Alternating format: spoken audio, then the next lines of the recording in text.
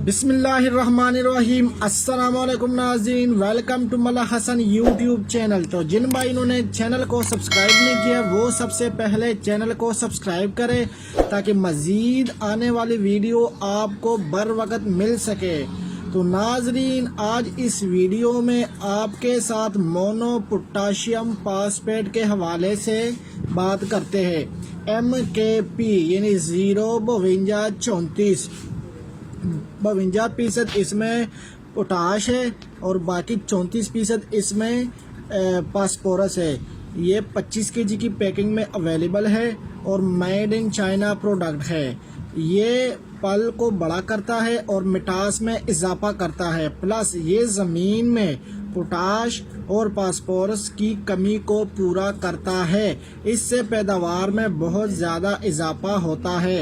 ये जड़ों को मजबूत करता है और कद में बढ़ोतरी भी करता है।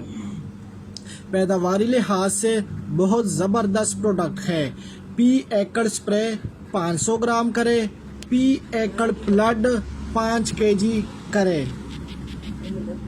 ये प्रोडक्ट 100% वाटर सोलेबल प्रोडक्ट है।